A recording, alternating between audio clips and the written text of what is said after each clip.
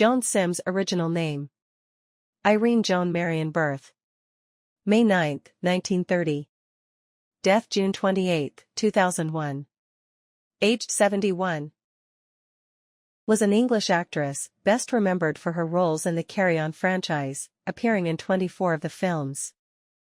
On television, she is known for playing Gran in Till Death Us Do Part, 1967 to 1975, Madge Kettlewell in Sykes, 1972 to 1978, Mrs. Bloomsbury Barton in Wurzel Gummidge, 1979 to 1981, an eccentric youth hostel owner in Victoria Wood, 1990, Mrs. Wembley, the cook with a liking for sherry, in On the Up, 1990 to 1992, and Madge Hardcastle in As Time Goes By, 1994 to 1998. Early work. Sims made her first film appearance in Will Any Gentleman? With George Cole in 1953, closely followed by Trouble in Store with Norman Wisdom. In 1954, she appeared as Miss Dawn in The Bells of St. Trinian's, and made an appearance in Doctor in the House, opposite Dirk Bogarde as the sexually repressed nurse rigor mortis. Sims became a regular in the Doctor series, which was produced by Betty E. Box, and was hence spotted by Box's husband Peter Rogers. She had a small part in the 1957 film Carry On Admiral, unrelated to the later Carry On series and with no other cast members in common with the series. Carry On films. In 1958, Sims received a script from Peter Rogers. It was for Carry On Nurse. The film Carry On Sergeant had been a huge success at the box office, and in the autumn of that year, Rogers and director Gerald Thomas began planning a follow-up.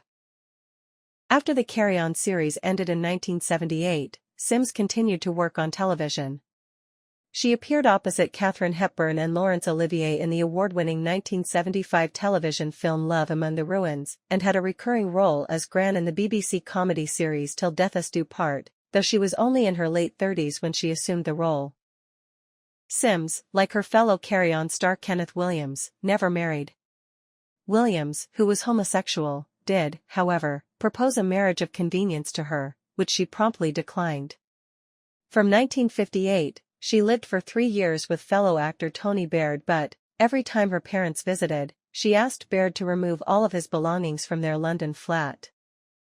After she told her mother on a visit that she was living with Baird, her father wrote her a stern letter, condemning the relationship. Sims replied, telling her parents that they had to come to terms with Tony being an extremely important part of her life.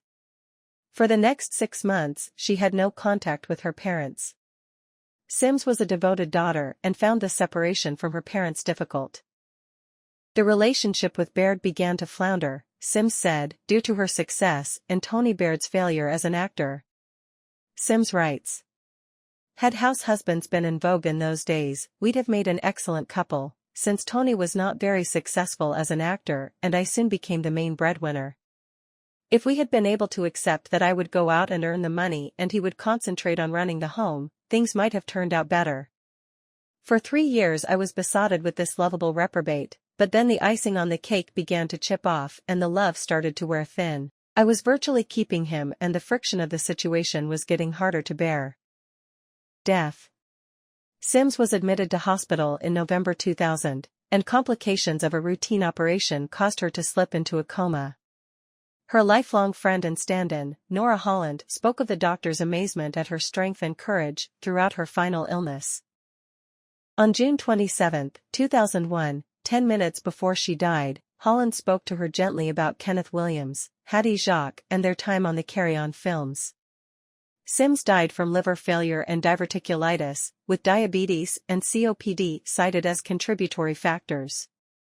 She was cremated at Putney Vale Crematorium, and her ashes scattered in the grounds there. Her authorized biography, Too Happy a Face, by Andrew Ross, was published in 2014. Joan Sims was cremated and her ashes scattered in the Memorial Gardens. There is no headstone.